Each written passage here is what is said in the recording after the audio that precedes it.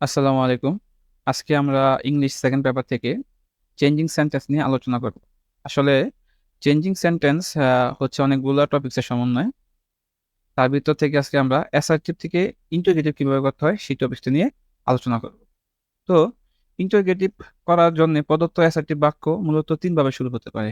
অর্থাৎ চেঞ্জিং এর ক্ষেত্রে মানে ইন্টারোগেটিভ করতে দেওয়া হবে এরকম অ্যাসার্টিভ বাক্যগুলো মূলত ৩ ভাবে শুরু হতে পারে। এর বাইরে আসলে মানে শুরু হয় না আসলে ইন্টারোগেটিভ করতে বললে, এর ভিতরেই থাকে। তো এর ভিতরে ১ম যে ক্যাটেগরি সেটা হচ্ছে এভরি প্লাস নাউন অথবা প্রোনাউন দিয়ে শুরু। অর্থাৎ অ্যাসার্টিভ বাক্যের শুরুতেই এভরি প্লাস নাউন অথবা এভরি প্লাস প্রোনাউন এরকম একটা ফরম্যাট দেখতে পাওয়া যায়। এখানে অবশ্য মনে রাখতে হবে নাউন বা প্রোনাউনটি ব্যক্তিবাচক বা অব্যক্তিবাচক হতে পারে। অর্থাৎ এভরির সাথে যে নাউন অথবা প্রোনাউনটি থাকবে সেটি ব্যক্তিবাচক হতে পারে আবার অব্যক্তিবাচকও হতে পারে। তো আসলে নিচের উদাহরণগুলো দেখলে আমরা একটু ক্লিয়ার হতে পারবো। যে যেমন এখানে কি আছে every mother loves her child. এখানে এই যে এভরির সাথে মাদার, মাদার বলতে মাকে বোঝানো হয়, মা ব্যক্তি, এটা তো আর বলার কিছু নাই। তাহলে এখানে বুঝতে পারলাম যে এভরি প্লাস মাদার আসলে কি এভরি প্লাস নাউন, ব্যক্তিবাচক নাউন। তো এরকম একটা ফর্মেট দিয়ে বাক্যটা কিন্তু শুরু হয়েছে, অ্যাসার্টিভ বাক্য।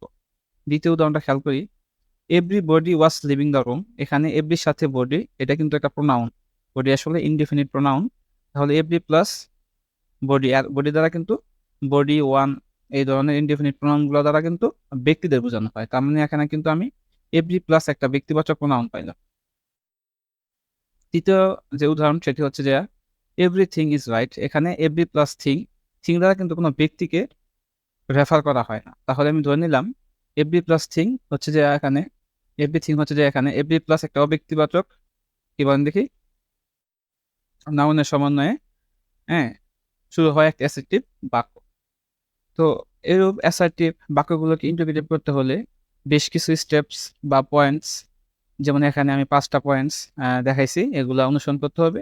অবশ্যই সিরিয়াল মেনটেন করে, মানে 1-এর পর 2, 2-এর পর 3, 3-এর পর 4, 5 এভাবে। অর্থাৎ আমি যেভাবে লিখছি এভাবে ফলো করতে হবে। তাহলে আশা করি এভরি প্লাস নাউন প্রোনাউন যুক্ত কোনো অ্যাসার্টিভ সেন্টেন্সে প্রশ্নবোধক করতে কোনো ধরনের সমস্যা হবে না। তো আমি এখানে 3টা উদাহরণ লিখছি। তো আমি এই উদাহরণগুলা সলিউশন করবো এই পয়েন্টগুলো দিয়া। ঠিক আছে, আমি প্রত্যেকটা পয়েন্ট পাশাপাশি বুঝাবো এবং এখন এই পয়েন্টগুলো এখানে আমি প্রয়োগ করব। আশা করি আমার এই মানে ব্যাপারটা বুঝতে বেশি সহজ হবে। তো যেমন প্রথমেই এখানে বলা হয়েছে যে এভরি বাদ যাবে ইজ দেয়ার এনিবডি। অর্থাৎ এই যে এভরি প্লাস নাউন প্রোনাউন দ্বারা শুরু হলে প্রথম কাজ হচ্ছে এভরিটাকে বাদ করতে হবে, বাদ করে দিলাম। ঠিক আছে, দ্বিতীয় পয়েন্টটা কি ইজ দেয়ার এনি বসাতে হবে। অর্থাৎ বাক্যের শুরুতে ইজ দেয়ার এনি বসাতে হবে। তাহলে আমি ইজ দেয়ার এনি এখানে বসাই দিই। ওকে, আশা করি বুঝতে পারছো। দ্বিতীয় যে পয়েন্টটা সেটা হলো এভরি এর পরে নাউনটি হুবহু বসবে। তো এখানে এভরি এর পর নাউনটি কে ছিল? মাদার। হুবহু বসাই দিই, মাদার। 3 নাম্বার যে পয়েন্ট, এটা একটু গুরুত্বপূর্ণ, এই পয়েন্টটা একটু বুঝতে হবে। এখানে কিন্তু মানে হু অথবা হুইচের একটা ব্যাপার আছে। 3 নাম্বার এখানে আমি একটা হু অথবা হুইচ ইউজ করতে হবে।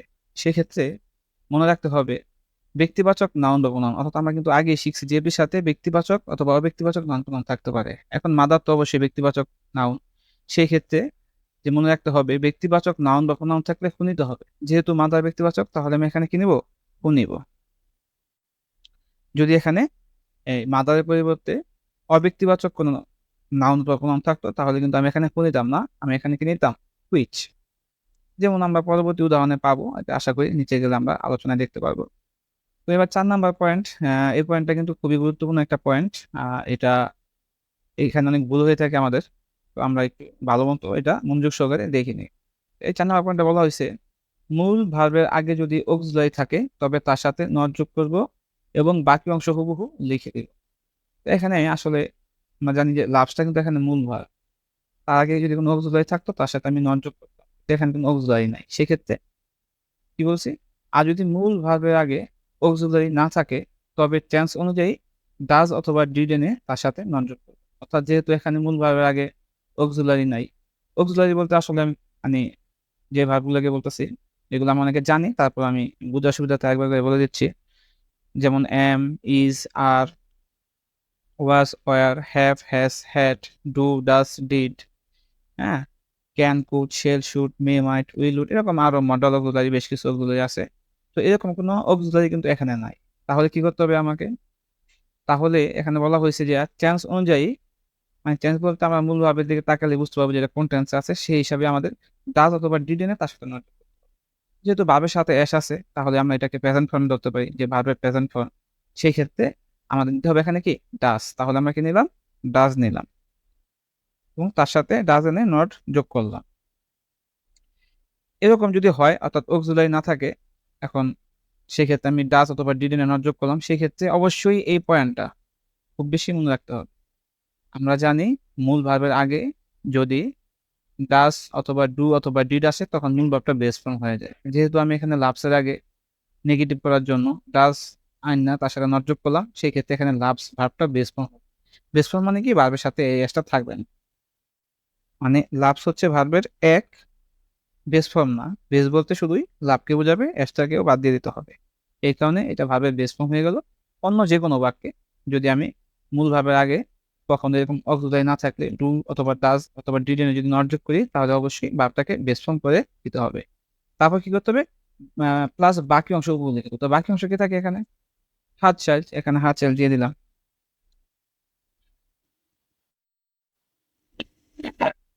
অবশ্যই প্রশ্নবোধক চিহ্ন। 5 নম্বর পয়েন্টে বলা হয়েছে অবশ্যই কি প্রশ্নবোধক চিহ্ন ব্যবহার করতে হবে। ঠিক আছে? তাহলে every mother loves her child, এই বাক্যটির ইন্টারোগেটিভ ফর্মটা হবে এরকম, ইন্টারোগেটিভ রূপটা হবে এরকম যে is there any mother who does not love her child. এভাবে কিন্তু আমরা খুব সহজেই এভরি প্লাস যে কোনো নাউন প্রনাউনযুক্ত বাক্যকে খুব সহজেই কিন্তু ইন্টারোগেটিভ করতে পারি। এখানে আরেকটা বিষয় আমি মেনশন করতে চাই। এই যে এই টাইপের বাক্যটা যেটা আমি মানে ইন্টিগ্রেটেড করলাম, সেখান থেকে কেউ যদি চায় যে হু থেকে শুরু করে এতটুকু অংশ লিখলেও কিন্তু ঠিক আছে ইন্টিগ্রেটেড হয়ে যাবে।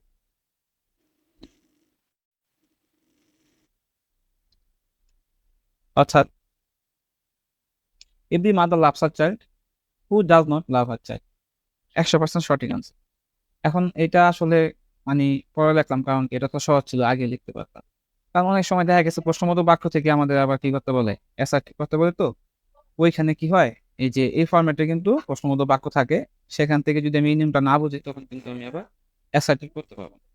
যার কারণে এই বিষয়টা আলোচনা করা। আর এটা যদি যে কেউ যদি বুঝতে পারে, এটা তো খুব সহজেই বুঝতে পারবে। আসলে এখান থেকে শুধু এতটুকু লিখতে হবে না, শুধু হু থেকে এই অ্যান্সারটুকু লিখলেও কিন্তু কি হয়ে যাবে, বাক্যটি প্রশ্নবোধক হয়ে যাবে। তো আমরা দ্বিতীয় বাক্যটি সমাধান করার চেষ্টা করি। এই বাক্যে কি আছে? এভরিবডি আছে। তো আমরা জানি এভরি থাকলে প্রথম কি করতে হয়, এভরিকে বাদ দিতে হয়। এই যে 1 নম্বর পয়েন্ট ফলো করি, এভরি বাদ যাবে, তার পরিবর্তে ইজ দেয়ার এনি বসবে। সো আমি এভরিটাকে বাদ দিলাম। শুরুতে কি দিলাম? ইজ দেয়ার এনে দিলাম। Is there any. তারপর কি 2 নম্বর পয়েন্টটা ছিল, এভরি এর পরের নাউনটি অথবা প্রোনাউনটি হুবহু বসবে।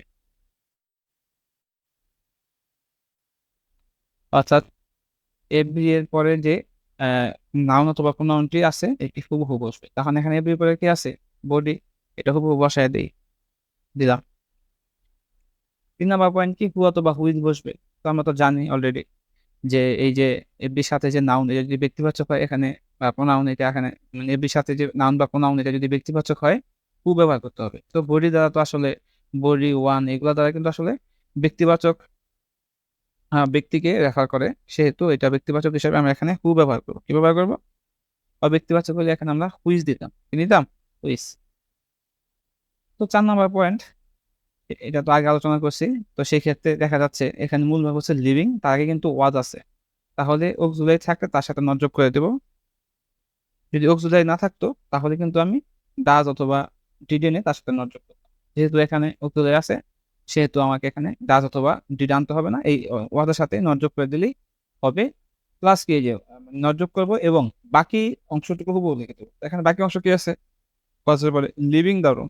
সো এটা আমি এখানে হুবহু লিখে দিলাম, লিভিং দ্য রুম। এটাকে আমি হুবহু এখানে লিখে দিলাম। আসলে এই ধরনের বাক্যগুলো করা খুব সহজ। অবশ্যই প্রশ্নবোধক জি। তো তৃতীয় বাক্যে চলে যাই। Everything is right. Everything is right.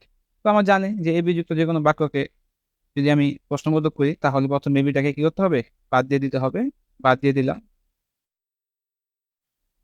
2 নম্বর কাজটাকে বাদ দিয়ে দিতে হবে এবং কি করতে হবে, ইজ দেয়ার এনে বসাতে হবে শুরুতে। তাহলে আমি ইজ দেয়ার এনে বসালাম। 2 নাম্বার কাজটা কি, এফবি এর পরে নাউন প্রোনাউনটি হুবহু বসবে। এখন এফবি এর পরে নাউন বা প্রোনাউন এখানে কি আছে, থিং আছে, থিংটা আমি বসাই দিলাম। এখন 3 নাম্বার কাজ কি ছিল, হু অথবা হুইচ বসাবো। তো আমরা তো জানি যে এফবির সাথে যে নাউন প্রোনাউন থাকে সেটা যদি ব্যক্তিবাচক হয় হু, অব্যক্তি হইলে হুইচ। এখন থিং তো কখনোই ব্যক্তিকে রেফার করে না। তার মানে এটা অব্যক্তিবাচক, এখানে কি নিতে হবে, হুইচ নিতে হবে। হুইচ নিলাম। তারপর আমরা কি জানি, বাকি যদি কোনো অক্সিলারি থাকে তার সাথে নট যোগ করবো। এখানে অক্সিলারি আছে ইজ, ইজের সাথে নট যোগ করে দিলাম। যদি অক্সিলারি না থাকতো তাহলে কিন্তু অবশ্যই আমাকে ডাজ অথবা ডিড এনে তার সাথে নট যোগ করতে হতো। যেহেতু এখানে ইজ আছে তাহলে আমার এখানে ডাজ অথবা ডিড নেওয়ার কোনো প্রয়োজন নেই। আমি ইজের সাথে নট করে দিলাম। তারপর কি, প্লাস বাকি অংশ হুবহু লিখে দিলাম। তাহলে এখানে ইজের পরে বাকি অংশ কি আছে, রাইট, হুবহু লিখে দিলাম। অবশ্যই প্রশ্নবোধক। তো একইভাবে এই বাক্যের everybody was living the room, এই বাক্যের প্রশ্নবোধক হলো is there anybody who was not living the room. তো এটা তো আমি বড় করে করলাম। তো কেউ যদি চায় তাহলে দেখা গেছে এই যে who was not living the room এখান থেকে করলে কিন্তু বাক্যটা প্রশ্নবোধক হয়ে যাবে। তো ওই যে ব্যাপারটা হচ্ছে আগের মতো, অর্থাৎ যেহেতু আমাদের অনেক সময় প্রশ্নবোধক থেকে অ্যাসার্টিভ করতে বলে, এরকম প্রশ্নবোধক বাক্য আসতেও পারে। সেক্ষেত্রে যদি আমি পুরো প্রসেসটা না জানি তাহলে হয়তো বা তখন আবার প্রশ্নবোধক থেকে অ্যাসার্টিভ করতে ঝামেলা হতে পারে। এই কারণে আমি এই নিয়মটা শিখবো।